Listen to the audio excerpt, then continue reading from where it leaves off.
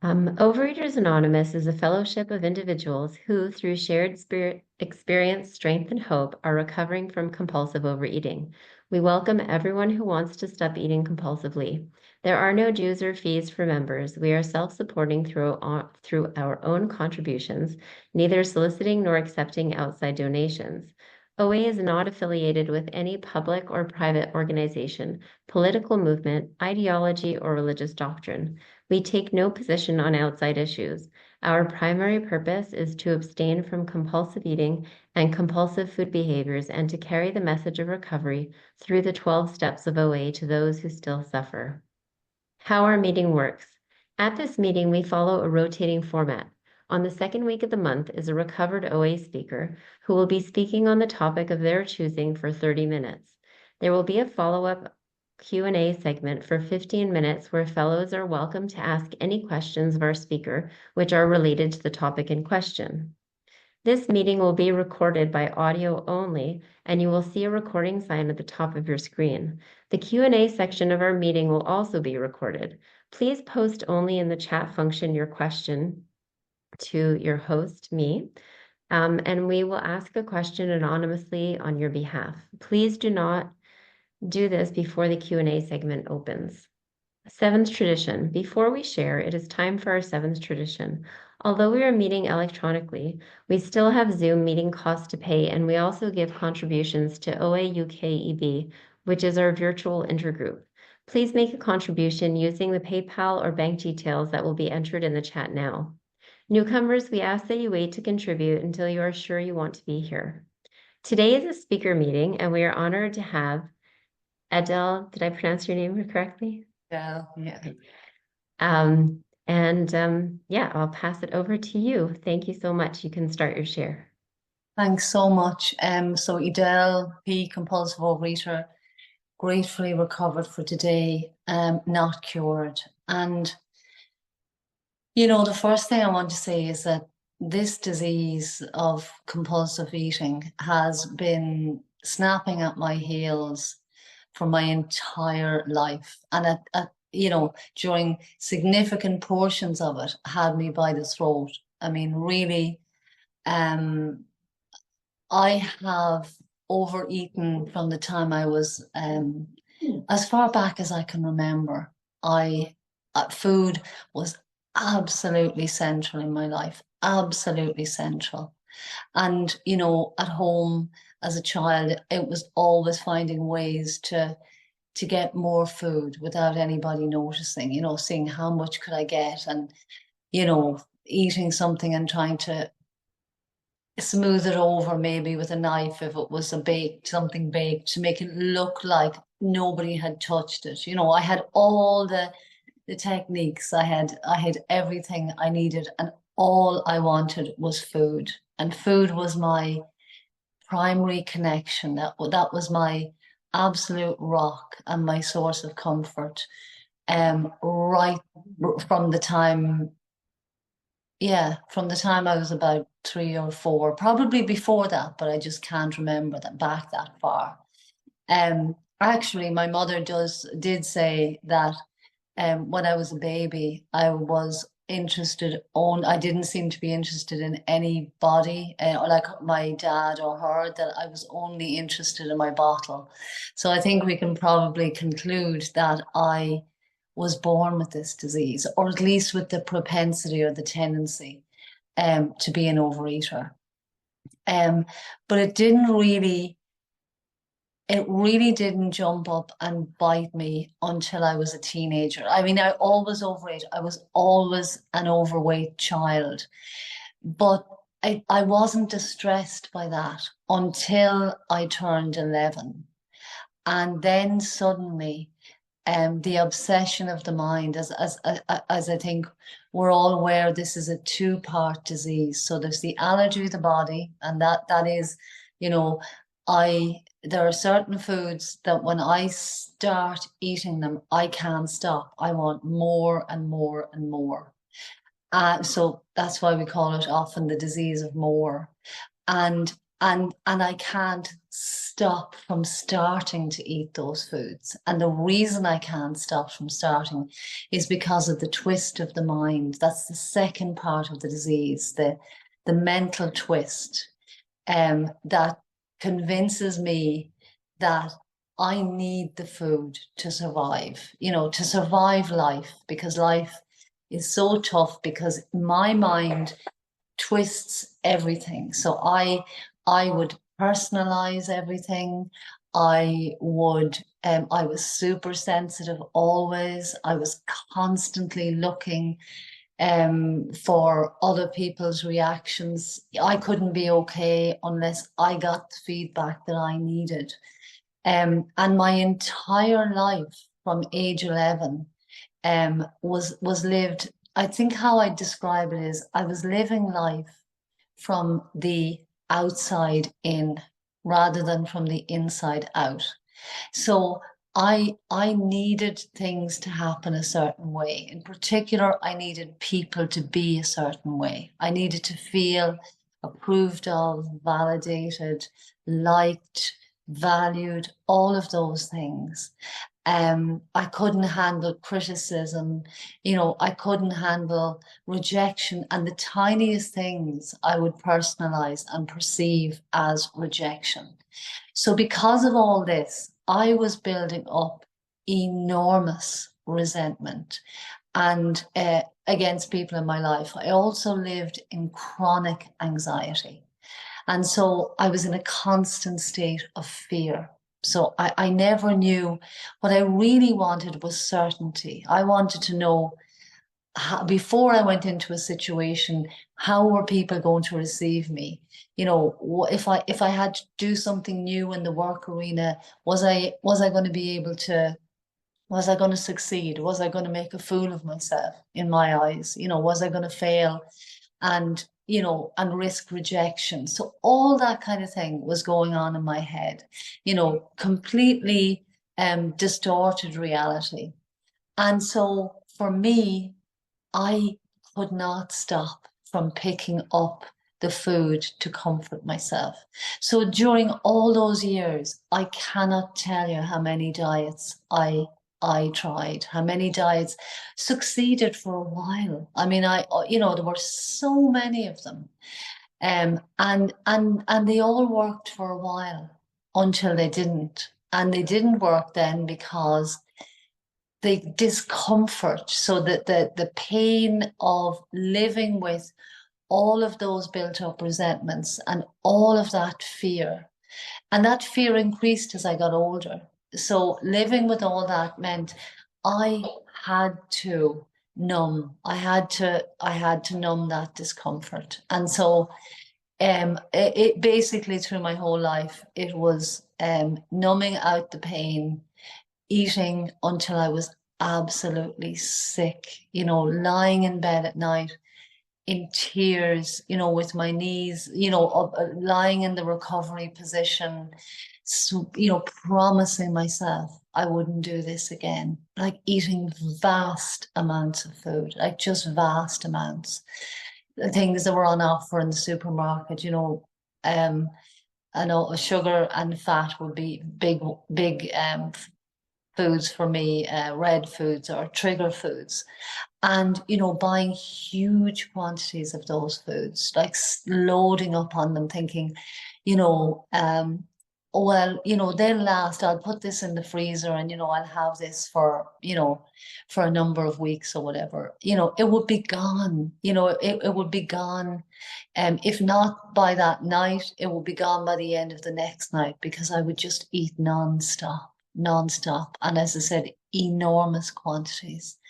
And as I was eating, I mean, I was often in floods of tears, stuffing this food into my mouth, crying, telling myself, I'm stopping, I'm not doing this again. But I would keep eating the food. I just couldn't stop eating that food. And and of course, absolutely loathing, hating myself and the shame I felt because everything with me was in secret. I couldn't So anybody close to me, were probably baffled by the amount of weight that I was gaining. My weight went up and up and up. It just kept going up because I was eating so much, but it was all in secret. And the pain of living that life because I cut myself off from people. I desperately wanted connection, and yet I did the exact opposite. I acted in ways that kept me apart and aloof. I was protecting myself without realizing it even from hurt. And I was getting exactly what I didn't want in my life.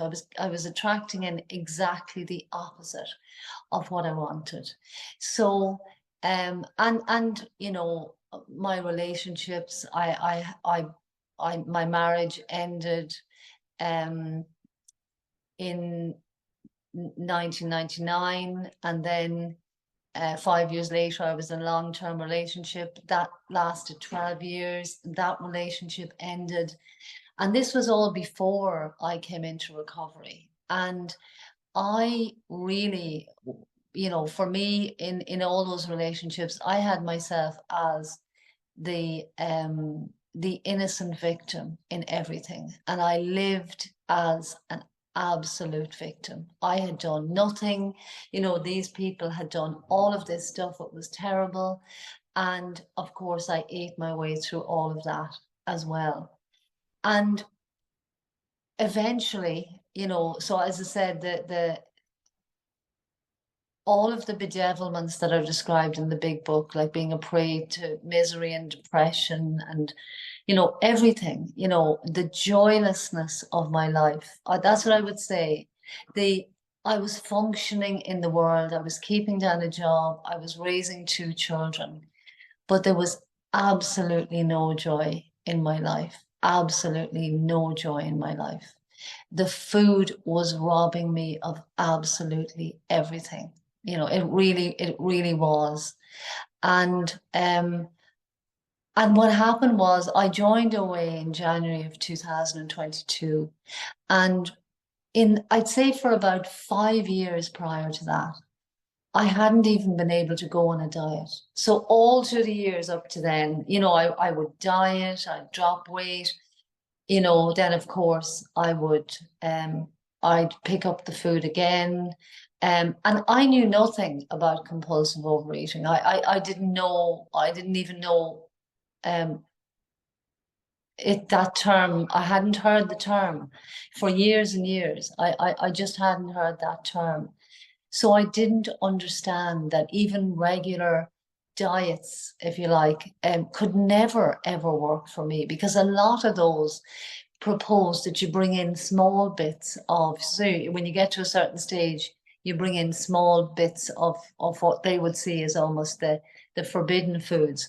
But for me as a compulsive eater, I can't eat any of it. Any of my food that I have the allergy to, I can't eat them at all. Because if I introduce that into my body, the allergy kicks in, and I'm off to the races, as I say again. I'm going to pick up and I'm going to keep eating, and I won't know where that's going to end. So I came into OA in 2022 completely. I hadn't been able to diet for about 5 years. I was I was at the heaviest I'd ever been, and and the thing is, I was in so much denial that I didn't weigh myself. So I just knew by my dress sizes. So I felt so much shame. I wouldn't weigh myself if I went to the doctor. I insisted that the doctor, if they weighed me, they could write down my weight, but they couldn't tell me. I didn't want to know what my weight was. Um, and so when I came in, um, I knew I was heading for a size 24, a dress size and UK size. And I mean, that would have just have been the next size up. I would have gone far higher than that even, because I couldn't stop. I just couldn't stop. So when I came in, I was absolutely um amazed, I suppose, is all I can say when the allergy of the body and the obsession of the mind were explained to me. And particularly the allergy of the body. I had read every diet book in existence and gone on to all kinds of, I joined, you know, online in sort of in about 8 years or so prior to joining OA, I'd gone through a phase of the online diet sort of clubs. I had joined gyms, I had all kinds of things. I had never heard about the allergy of the body. I didn't know about that. So it was a huge revelation, absolutely huge. The fact that I have the disease of more, that it's just going to trigger me. I'm never going to be satisfied like somebody else. I'm just going to keep eating. But the crucial thing there was the understanding that just giving up my allergic foods, even though I needed to do that, give up, identify what foods were triggering me and give those up and give up the food behaviors like volume eating and eating standing up and eating in the car. And, there were certain behaviors that also triggered um, binge eating. And so I went through the work with the sponsor of identifying all of those.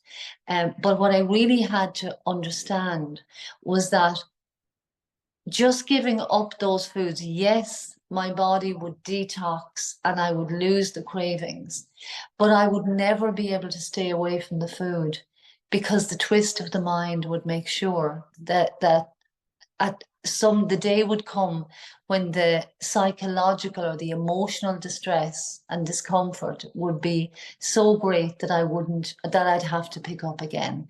So I was told very clearly that the solution for me to keep the food down permanently was to work the steps, that the giving up the food treats the allergy of the body, and and working to the steps treats the obsession of the mind. So when I have both of those, then I can have recovery. And so I got a sponsor very early on in the first maybe 2 to 3 weeks. And I worked the steps with her. And I have to say she was a wonderful first sponsor, really, particularly because I was in my 50s when I joined, my early 50s. So I had years and years and years of resentment built up and fears and harms I'd done. I had years of all of that built up.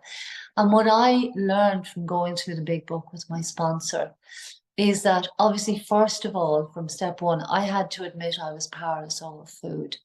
And that's not an easy thing to do. I prided myself on being fiercely independent. I saw this as a good thing.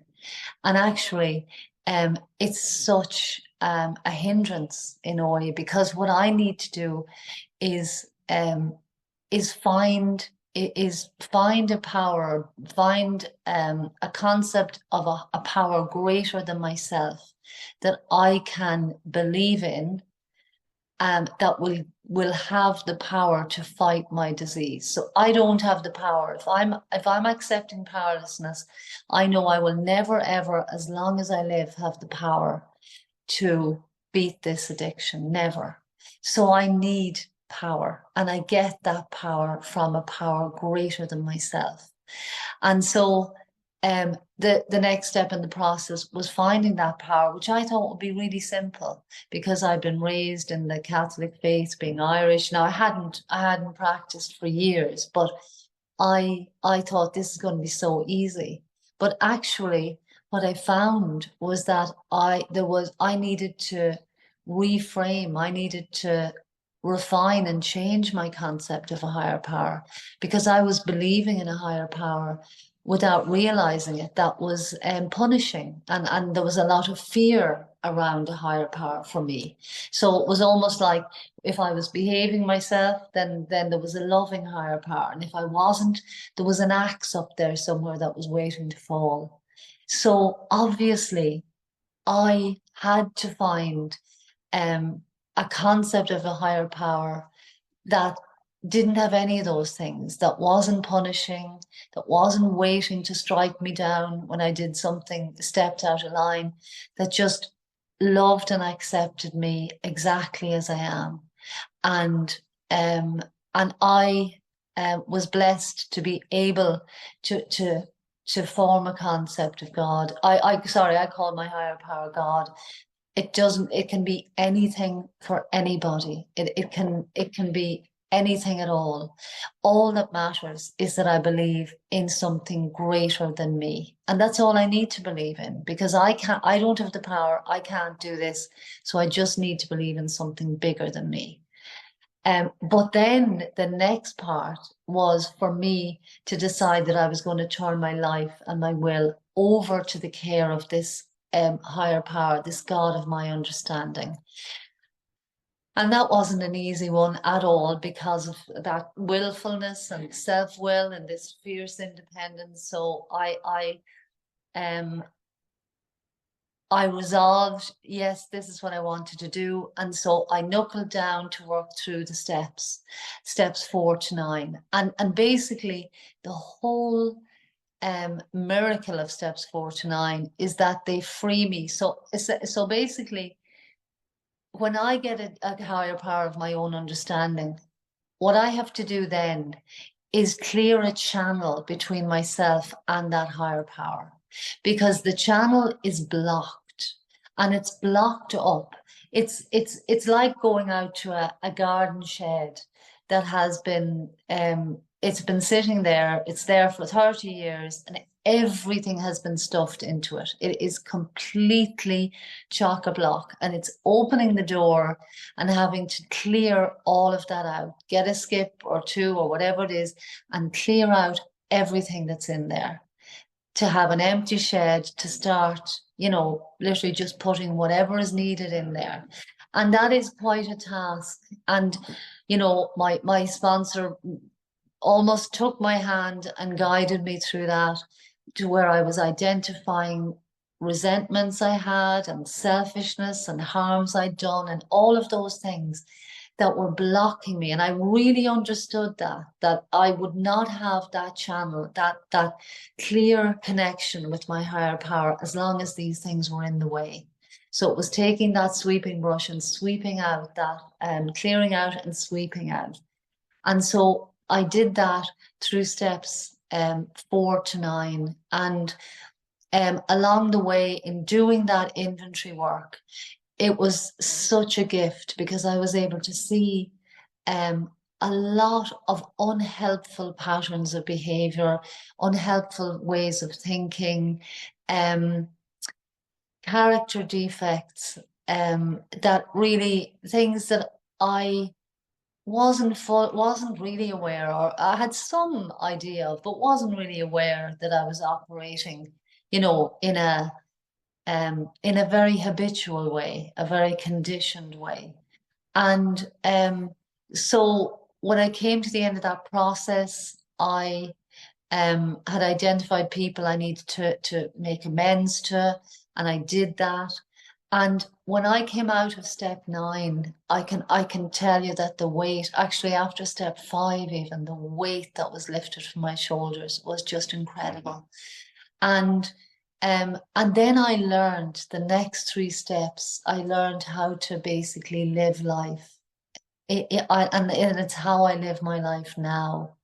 So step 10 is almost like steps 4 to 9 condensed. It's basically every day I'm watching for selfishness, I'm watching for dishonesty, I'm watching for resentment, I'm watching for fear, I'm watching for patterns that come up.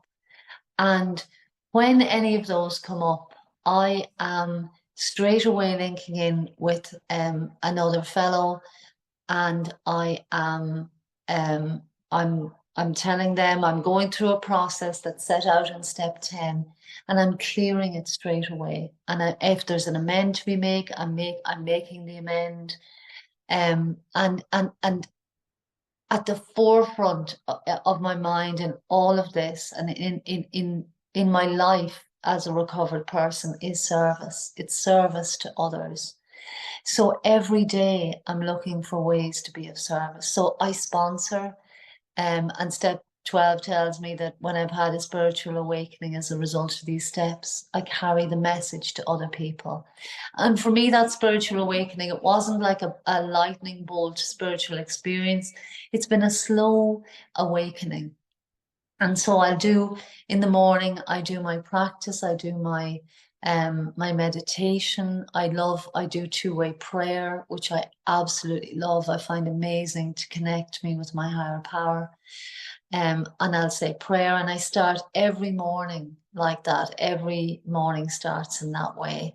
And then I'll ask my higher power, I turn my day over and I ask to be shown what I need to do. And during the day, I I remember there are times when I can be very busy and I'll suddenly notice it's been a number of hours and I haven't turned to my higher power. I haven't asked my higher power in. So I'll just ask, I'll just say, your will, not mine. Because that's what happens. I fall into self-will. And actually, in my first year of program, and in towards the end of 2022, I was still working with a sponsor and I was sponsoring some people, but I didn't recognize at all that I was in absolute self-will around my food. So I didn't want to be on a weighed and measured food plan, which I need because I'm a volume eater. I actually need that. So I didn't want that, didn't want to do that. And I decided that it would be a really good idea to to restrict my food. Now, there was a name for that, for what I was doing. It was all scientifically backed up. And I said to my sponsor, I thought this was a really good idea. And ended up for the first time in my life, actually going into the restriction end of the disease, and for about 5 months. And that led to a relapse at the end of 2022. And after 3 weeks of horrendous, absolutely horrendous binging, I found a new sponsor and worked through the steps again and really recognized the self-will. So I was holding self-will means that, I think I can do it myself. So if I'm handing everything to my higher power, I am literally I'm like the employee, and my higher power is the employer. So I do what I am asked to do, what I need to do every day, but I am not worried about the bigger picture and why this is happening or how this is going to happen. I just do my part every day. My part at its very simplest is simply following my food plan, doing what I need to do in my program, making outreach calls and doing my prayer and meditation every day and doing my evening review. When I do all of that, I stay well. But I was deciding what I was handing over to my higher power. So I was holding on to the food. My higher power was not getting that.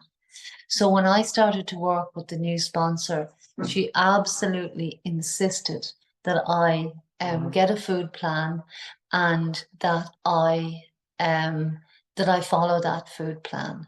And you know, and she would pull me up whenever she saw that I was in self-will. One of her questions that she asked me on a few different occasions that really I use it today. I still ask myself this question, and it's, Edel, where is God in this? So I remember a few times giving her, speaking to her and telling her, oh, this happened and that happened. And at the very end, having listened really patiently, she said, where is God in this? And I thought, oh my goodness, he was nowhere, because I was completely in self-will. I did not turn to my higher power. I didn't ask for directions. I was completely in self-will. So I regularly ask myself, where is God in this? Where is higher power in this? And, at times when I'm if I'm not sure what I'm going to do, if I'm a bit confused, I'll ask myself, what would a loving God do in this situation? Because me on my will, I end up wreaking havoc in my wake. When I am in self-will, I am like somebody wearing blinkers. I have a way something needs to be.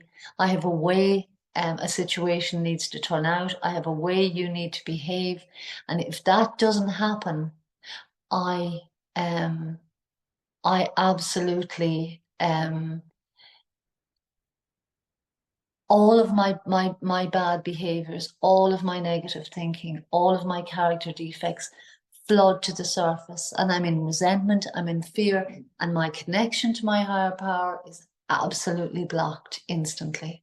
So if I want to stay recovered, I have got to be extremely vigilant. I have to watch to see, where am I trusting, what am I trusting my higher power with, and what am I not trusting my higher power with? And when I am in self-will, normally it's that I either haven't asked my higher power in, I haven't invited my higher power in, or I'm not trusting my higher power with the solution. I'm not trusting, I've taken it back because I think I can do this, I don't need you. So step 11 tells me to that every day basically what I need to do is I need to develop. I have to enlarge my spiritual life. And step 11 is me praying and meditating every day. Also reading it. The big book tells us to be open to what religious people have to offer and have to say. So, I don't have to follow a particular religion, and I don't. But I like reading and listening to books on all different topics and opening my mind to all things spiritual, because it really enhances the quality of my life, and expanding my spiritual understanding and my spiritual life is really important in terms of my recovery, because I can't pass on. I can only pass on to another person what I have myself. If I don't have a connection, if my higher power is not forefront and foremost in my life, how can I pass that on to somebody else? And as a sponsor, I'm told that my job as a sponsor is to take the hand of a sponsee and put it into the hand of God. And if my hand is not in the hand of God or my higher power, how can I possibly help somebody else to reach that place? I can't. So I have to enhance my spiritual life. I have to, and that's something I would say, that I sometimes hear people say that abstinence is the most important thing in their lives. And abstinence is crucial. Without abstinence, I can't work the steps. So I can't, I'm sorry. sorry. Yeah, so I'll finish by saying that my connection with my higher power is the most important thing in my life, without exception. And yeah, thank you all for hearing me today. I'll pass. Thanks so much, Edel. All right, hold on, let me get my script. Script disappeared. Okay. We will now open the Q&A section of our meeting, which will also be recorded. Please post your questions only in the chat function and send them directly to me, Deb, and we will ask a question on your behalf.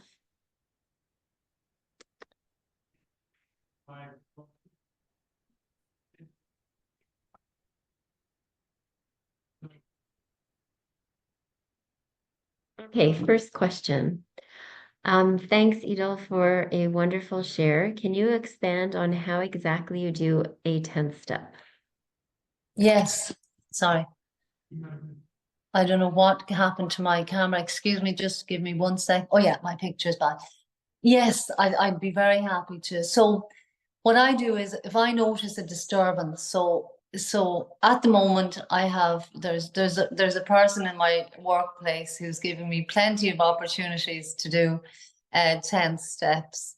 So when I find myself disturbed, so if I feel irritation, or it doesn't have to be, full-blown anger, or if I'm feeling irritated, um, I'm disturbed, and whenever I'm disturbed, I know there's something going on, there's something wrong, and I have to address it.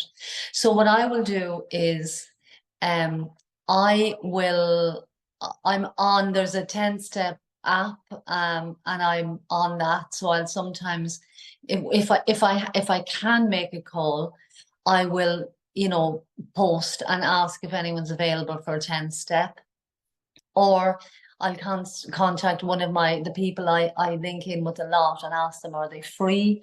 And sometimes I'll even do it on, there is a Rapid Step 10 is an app for doing 10 steps. They're written 10 steps, and personally I prefer to speak it. I prefer the verbal. I prefer to speak to somebody. So what I do is I phone the person. I start off with the third step prayer.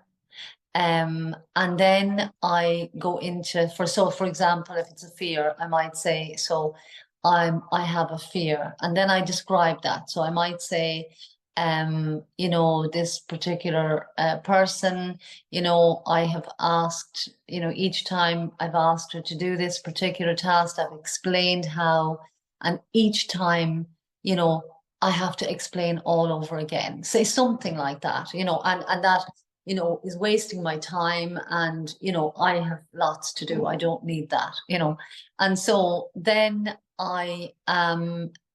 so the next thing then is that I say, okay, well, where is my trust and reliance? So it's in finite me, it's not in infinite God.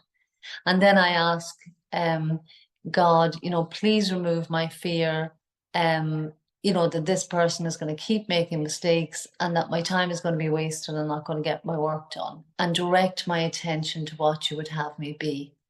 And then I am pausing. So before I make that call, I will probably have paused, asked that question, and written down whatever came into my head as a response. And that's my higher power really at work there. So even if I haven't written it out, as soon as I'm talking to my 10-step partner, I will just, I'll pause, connect with what's said, and it could be that I'm being asked to have compassion and recognize that person has a lot going on in their lives, and that I'm supposed to be of service in this program, so to look at this as an opportunity to be of service. And that's essentially it's quite a short process. There's another, if I have a resentment, it's another process, and I'm looking at my part. I am always looking at my part in a resentment. So I'm identifying where I was selfish, where I was dishonest, where I was self-seeking, and what the fear is. And I am looking only at my part. And 9 times out of 10, I'm expecting the other person to follow my script. So I've decided how I want it to be. They're not playing ball. And it's a very easy process, and it just clears those resentments. And if they're not cleared, there is another process where I can pray for the person, wish everything I would wish for myself and my loved ones for that person, and do that for 14 days to clear really stubborn resentments that keep coming back. So yeah, really, it's very, very powerful, that process.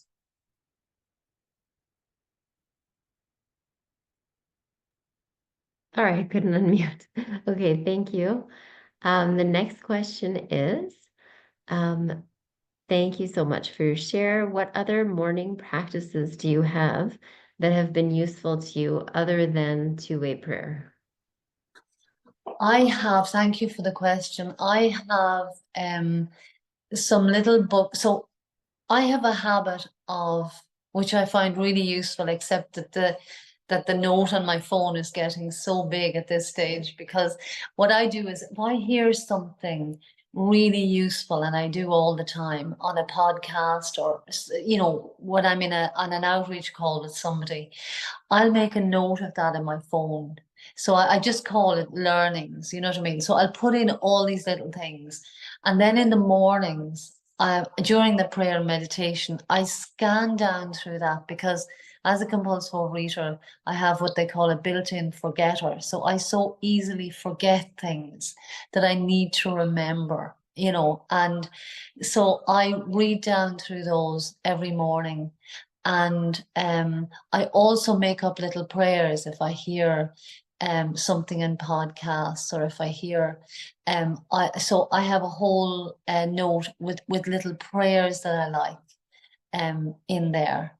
So yeah, that one of them is God, I give you my plans for the day. This is for my work day. Interrupt them as you see fit to achieve your will and purpose. Because it was driving me crazy that people would come in and I would be interrupted all the time. So my way of surrendering that is to say, okay, I have my plans, God, but interrupt them if you want to. So that's what I do there. Um, and I have little devotion. I've um little books that I read each day. Like some of them it's just a day at a time. I'll read those in the morning as well. And yeah, so I do all of that, and I remind myself every single morning that I'm a compulsive overeater. And that, just one bite away from a binge, because I need that reminder. So yeah, that's essentially what I do. Thank you. Okay, next question is thank you so much for such a great share. You mentioned joylessness when you were in the disease. Have you found joy and freedom today? What brings you joy nowadays in recovery? Oh, yes, I have. Thank you for that question. I really have. I lived in constant anxiety. It was only a question of what level was that anxiety at. I was seldom, if ever, um, you know, sort of calm and balanced emotionally. So I think one of the greatest gifts of recovery has been that most of the time I'm in that calm, peaceful, balanced state. And the thing is, because I'm in that, now I'm not there all the time. Obviously, things happen in work, things happen in life. That's nobody is going, well, and nobody that I know is going around in a Zen-like state, all day long. Life happens.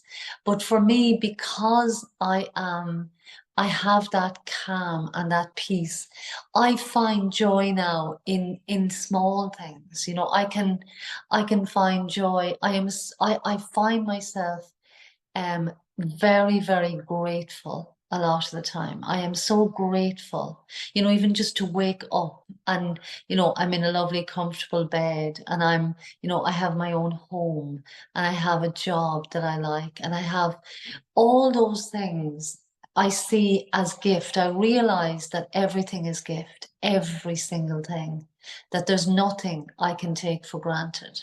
And so, noticing flowers, noticing, um, just normal everyday things that I didn't even see before. And obviously, I have more joy now in my connections with my children, with friends, I have more joy in all of my life, in my work, in dealing with clients, in every single area. But it's also the very, very small things that I didn't have before. And it just makes the quality of my life there's no comparison. There really isn't. Same life, but different life. That's what I'd say. Thank you.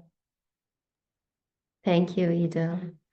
Okay, we still have time for a good couple of questions if anyone else wants to send me more in the chat.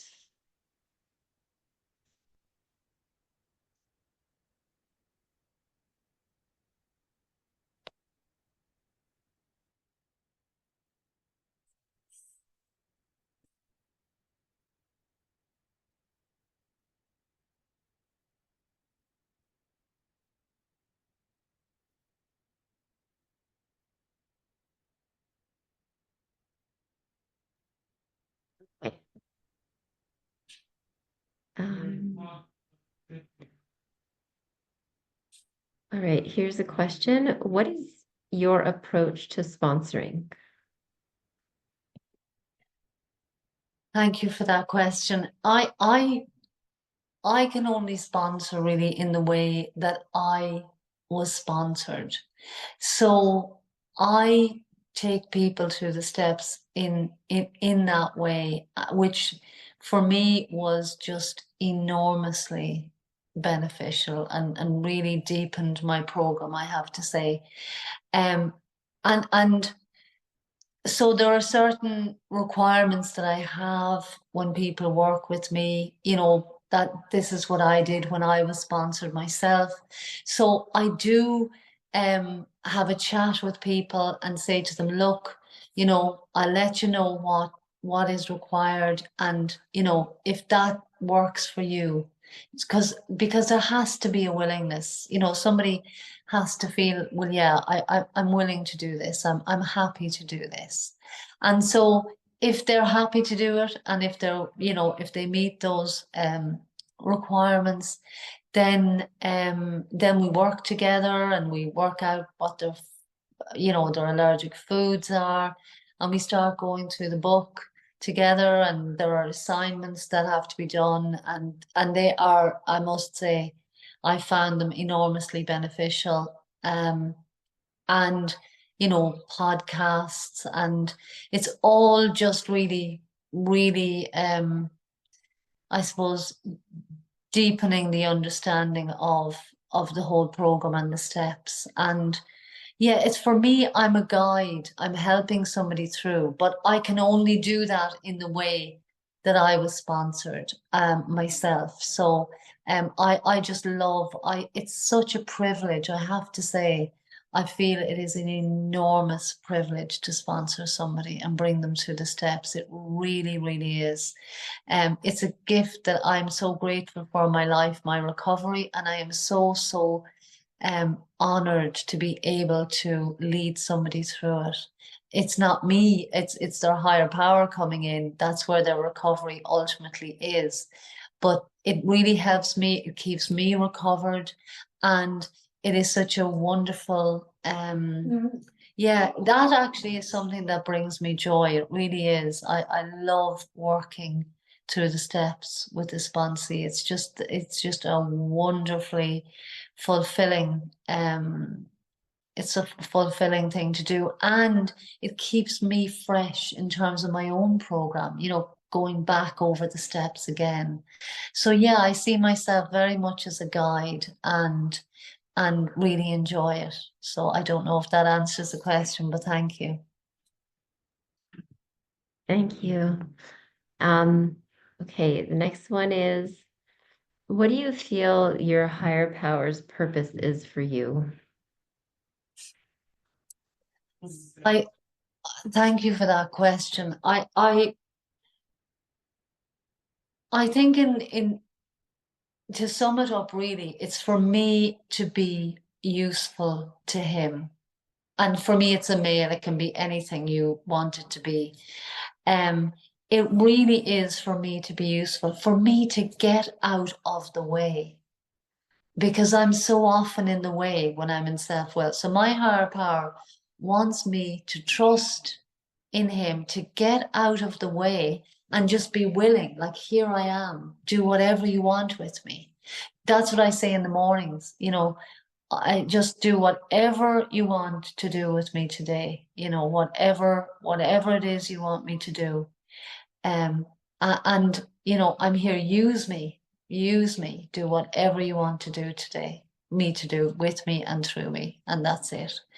And I can't, and that will look, so it might be something to do with work, it might be a client, it might be um it's the funniest little thing. Sometimes I could be in a clothing shop, and something has fallen on the floor. I didn't knock it down, but it's there. And I'll really feel compelled to pick it up and put it on the hanger and put it back on the rail. And it always feels like it seems like such a silly little thing, but it's just it's even the tiniest little things like that. So it's basically just wanting to be useful. And I think that's what my higher power wants from me. Yeah. Thank you. Okay, this one says, thank you, Edel, for your answers this evening. You mentioned rejection being an issue in pre-recovery. How do you deal with rejection now? Does it still affect you as much? That's a really good question. Thank you. And absolutely rejection is one of my old patterns. So when as soon as that comes up, I have got to do a step 10 because the chances are 9 times out of 10, or 9.5 times out of 10, it's how I have interpreted something that has made it feel like a rejection. So when I do a step 10, and as I said, my focus is on my part. So I'll start off by saying this is why I'm resentful or I'm fearful of rejection or whatever it is. When I have worked through that and looked at it, often it's diffused, and I actually realize, well, actually, that isn't, look what I did, or look what happened there. Oh, now I understand. Now I see. And if it is the case that somebody actually doesn't like me or doesn't, really isn't, doesn't want anything much to do with me, I'm able to, I suppose, because I'm more secure in my relationship now with my higher power, I'm able to say, it's okay. It's safe for some people not to like me. So I can actually ask God, then ask my higher power to comfort me and to soothe me. And I will process those emotions. So I will maybe do a stream of consciousness writing and write it all out on a page and shred that or whatever it is. I'll process the hurt feelings if there are hurt feelings there. And then I'll just give it to my higher power. When I've processed that, I will just let it go. Um, and if I need to pray for the person, if I'm not letting go of a resentment, I continue to do the step 10s, continue to pray. And so these things do keep coming up, but I just keep turning to my higher power, and they have less and less impact.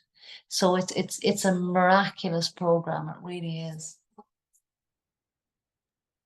Thank you. And one last question for the night. You mentioned fear and anxiety as being big problems for you when you were in the food. Have you found your step 10 practice has helped you outgrow the fears? What I would say is that I think being human, um, I don't think um I don't think fear ever goes away fully. What I'd say is that it definitely does not arise as much. Like I am not living in a state of anxiety all the time. Fears arise because I'm human and because of that old thinking. I can be in a situation where I'm feeling fearful, um, and not even realize what's been going on in my head. So they do come up, but now I'm able to say, oh, yeah, that's okay. I'm human. Of course I have fear. Whereas before I was saying, oh my goodness, here you go again. What do we got? It was judging myself, beating myself up for having these fears and these. But now when it comes up, I just try to have compassion for myself. Again, I bring it through the step 10 process. But fears fears just never, for me, I think as long as I draw breath, there will probably be fears coming in to be dealt with because that's what it is. I think part of being human is overcoming the fear, whatever fears come up. It's just overcoming that with my higher power. My higher power helps me to do that. So that's what I'd say about that. Okay, and I have one more I'm going to squeeze in. Mm. Um, so when grief arises and you don't turn to food, how do you hold grief?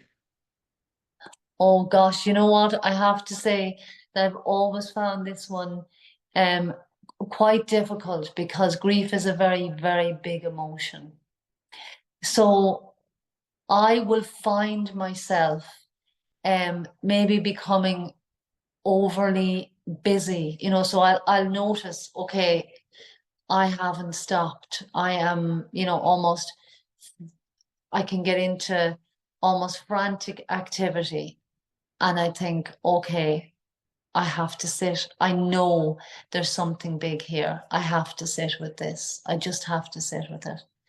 So I turn to my higher power and I say, please, please give me the courage to sit with the discomfort of this emotion. I don't like it. I don't want it. I'm afraid of it. I need you to give me the courage to face it.